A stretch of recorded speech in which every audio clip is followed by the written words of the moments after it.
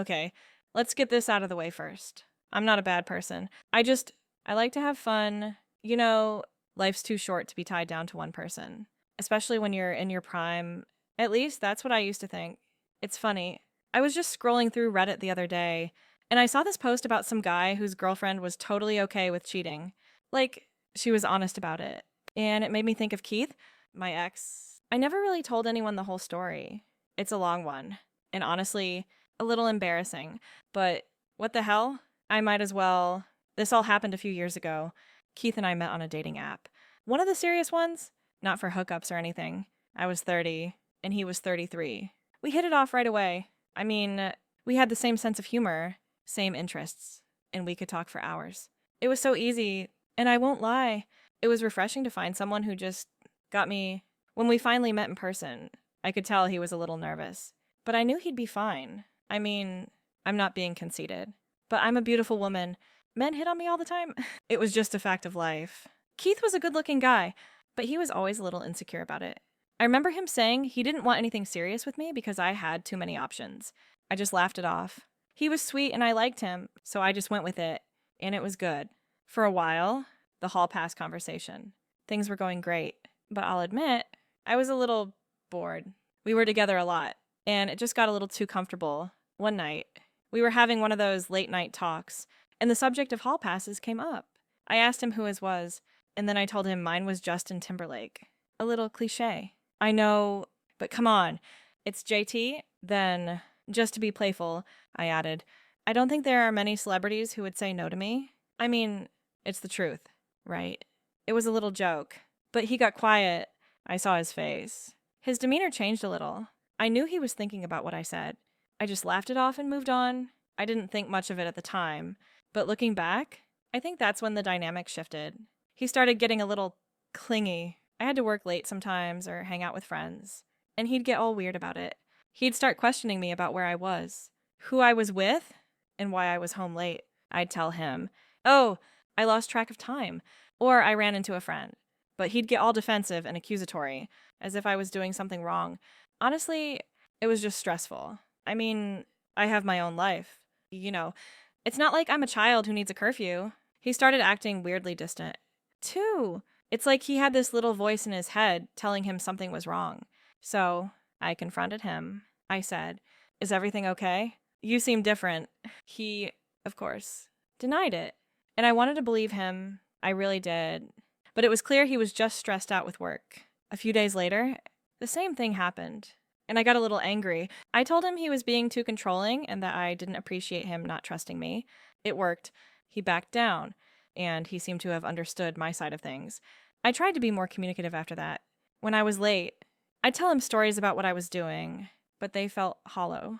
Like I was putting in the effort, but he wasn't buying it. There was one night I came home late, and I told him I had drinks with an old coworker. He just looked at me with this stupid expression on his face, and then he had the nerve to confront me. The confrontation. He told me he knew I was lying. He said he was going to get to the bottom of it. I just sat there. I knew he was bluffing.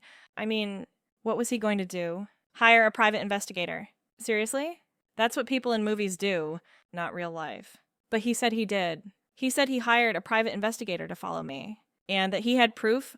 He was all nervous and shaky. He laid everything out. He knew I'd been at an apartment building. He knew the guy's name was Cody, and he knew all of it. He had a manila envelope, and he slid it across the desk. Inside were pictures of me and Cody, holding hands, kissing. The works. It was all there. I couldn't deny it. But honestly, I wasn't sorry. Not really. I just felt caught. I was frustrated with him for going to such extreme measures. He was rambling on about how he felt betrayed, and how our life together was all a lie. I just sat there, listening to him, letting him get it all out of his system. And then he told me he wanted to break up. He said, I can't do this anymore. I'm done. And that's when I had my moment. I left. I couldn't help it. I just couldn't believe he was making such a big deal out of it. It was just a little fun on the side. I mean, it wasn't like it meant anything. It was just physical. I just wanted to feel alive again. You know, I looked him in the eyes and said, you want to leave me? Are you kidding? So what if I cheated? It didn't mean anything. I'm a cheater. Fair. But where do you think you'll go from here? Do you think you'll ever find someone like me again? Hasn't it been clear that I'm out of your league? I know it was a little harsh, but it was the truth. It was a one-time thing. Was he going to destroy our lives over one mistake? I just couldn't believe his reaction. He stood up, looked me in the eyes, and told me he hated me. He didn't even grab his stuff. He just walked out. He didn't say goodbye. He just left. I was stunned. I couldn't believe he had the guts to do it. The aftermath. The next day, he came back to get his stuff. He looked like he'd been crying, but he was trying to act tough. I looked at him and said, "I knew you'd be back." I thought he was just being dramatic, that he'd cool down and come back to me, but he just grabbed his things and said he'd be back for the rest later. He was serious. I stood there, watching him leave. I couldn't believe it. I texted him a few times after that. I tried to mock him, just to get a reaction. I figured he'd come back eventually. He was just throwing a tantrum. But a few days later, he came back with a friend to get the rest of his stuff. That's when it hit me. He was really gone. He was serious. One of my last texts to him was, "I hope you know you'll never find anyone like me again." I meant it. I really did. I blocked him after that. I didn't want to hear from him anymore. I'd moved on. I was a little hurt, but I figured I'd be fine. I had a lot of options. Then a year later, I was scrolling through Instagram, and I saw a post from Keith. He was at a photo shoot in Brussels. He was with some girl. She was, she was a model. I recognized her. Veronica. I think her name was, I had to know. I messaged him. "Who's that? Why are you playing groupie?" He just said, "That's my girlfriend." I saw the pictures he posted on his close friend's story. I couldn't believe it. He had the nerve to be with someone like that. Someone who was truly out of my league. And then he messaged me back, "If you thought you were out of my league, then Veronica is out of this world." Then he asked me how my man from back then was doing. I knew he was talking about Cody, and I knew he was trying to get a reaction out of me. He was trying to hurt me. I didn't respond. I just blocked him. What was the point? He was with a model, and I was still single. I couldn't believe it. He won. He really won. And it just goes to show, you never really know what's going to happen. He thought he was out of my league. I thought I was out of his. And now he's with someone who's out of my league. It's just a little bit of karma, I guess. I still have a hard time wrapping my head around it. Okay, let's keep going. I've been thinking about this more since I told you about it. And there's so much more to it. It's not just a simple breakup story. It's a whole thing. After he left, I was in a state of shock. I went from being this woman with a great guy, a beautiful home, and a perfect life to being alone. My friends were there for me, but they didn't really understand. They thought I was this strong, independent woman who could handle anything. And I am, of course. But this was different. This was a little bit of a blow to my ego. I tried to act like everything was fine. I went out with my friends. I posted on social media, and I even went on a few dates. But it was all just hollow. I kept thinking about him. Not because I missed him, but because I couldn't believe he actually left. Who leaves a woman like me? I'm gorgeous. I'm fun. And I'm a good time. What was he thinking? I tried to go on with my life, but I was just so angry. I kept replaying the conversation in my head. I couldn't believe his audacity. He had the nerve to say he hated me. He had the nerve to walk out. And he had the nerve to move on so quickly. I spent a lot of time alone. 2, I'd come home from work, and the house would be so quiet. I'd sit on the couch and just stare at the wall. I'd go to bed and just lie there, wide awake. Thinking about everything, I knew I had to do something, but I just didn't know what. My self-improvement journey. I started doing things that I thought would make me feel better. I went on a shopping spree, bought a bunch of new clothes, and got my hair and nails done. It helped for a little while, but the feeling of emptiness would always come back. I started going to the gym. 2, I'd go for hours, just running on the treadmill, listening to music, and trying to drown out my thoughts. I started eating healthier, and I even tried to meditate. I was trying to become the best version of myself, for myself, but a small part of me hoped he would see it, that he would see how much I was thriving without him and regret leaving me. I also tried to date again. I went on a few dates with some guys I met on the apps, but it was just not the same. They were all so boring. They were all just so normal. I wanted someone with a little more fire, a little more passion, someone who could keep up with me. I just couldn't find anyone who was as good as Keith. And I hated myself for thinking that. I started to get a little desperate. I'd go to parties and try to flirt with every guy I could. I'd go to bars and just sit there, hoping someone would come up to me. I'd post thirst traps on Instagram, just to see if he would look at them. I was craving attention, craving validation, and I just wasn't getting it. Then my high school reunion happened. I didn't want to go, but my friend convinced me. She said it would be good for me to get out of the house, to see some old friends, and to just have some fun. So I went, and it was okay. I saw a lot of old faces, and I caught up with a few people I hadn't seen in years. It was nice to be around people who didn't know about my breakup, who didn't know about my drama. I was having a good time, just chatting with people and having a few drinks. That's when I saw Veronica's best friend from high school.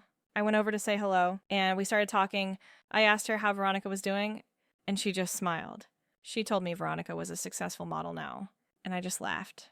I mean, I knew she was a beautiful girl, but a model? Seriously? And then her friend said, I know she's going to kill me for telling you this, but, she's always had a crush on you. I just laughed it off. I mean, come on. Veronica, a successful model, have a crush on me. It just seems so ridiculous. But her friend insisted. She said Veronica still thought about me, and that she had asked her to check me out at the reunion. I was stunned. I mean, after everything that had happened, after all the rejection, to hear that someone like Veronica was interested in me, it felt like a dream. My new reality. I won't lie. It gave me a little bit of a confidence boost. It made me realize that I wasn't some washed up, pathetic woman who was going to be alone forever. I was still me. I was still beautiful. I was still fun. And I was still a good catch. So I did it. I messaged her on Instagram. And I waited. And I waited. And I waited. For 5 days, I thought she was just busy or that her friend had been exaggerating things. I wasn't too worried about it. I just figured it wasn't meant to be. But then she messaged me back. And her message was so enthusiastic. It was just a simple, oh my gosh. Keith? It's been so long. But it felt like a sign. We started messaging back and forth. And it was so easy. It was just like it was with Keith at the beginning. We talked about everything.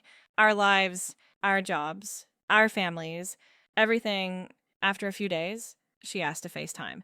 And we started making video calls almost every day. It was like we were in a relationship, but we were thousands of miles apart. It was hard, but it was also so exciting. It felt like a little secret, just for us. And then she invited me to Brussels. I booked a flight, and I went, and it was just amazing. Being with her in a different country, seeing her in her element, it was just incredible. She took me to one of her photo shoots, and I got to watch her work. It was so cool to see her doing what she loved. She was so professional, so poised, and so beautiful. She was in her own little world, and I was just there, watching her, admiring her, and then I made a mistake. A big one. I took some photos of her on the set and posted them on my close friends story on Instagram. I completely forgot that Chloe was still on my close friends list. I hadn't blocked her there, and a few hours later, I got a message from her. Who's that? Why are you playing groupie? With a laughing emoji. I just responded. That's my girlfriend. I didn't say anything else. I didn't want to give her the satisfaction of a long conversation. She didn't respond for a while. I could see her typing and deleting messages. And then she sent me a snarky message. Sure. And that's when I did it. I told her, if you thought you were out of my league, then Veronica is out of this world. And then I asked her how her man from back then was doing. I know it was petty, but it felt so good. She read the message, but she didn't respond. And then I blocked her. I knew she was angry. I knew she was probably seething, and honestly, I didn't care. She deserved it. I'm so glad things didn't work out with her, because if they had, I wouldn't have met Veronica. I wouldn't have met the woman who makes me feel like the luckiest man in the world. I wouldn't have found true happiness. And I wouldn't have been able to get this kind of revenge, the best kind of revenge.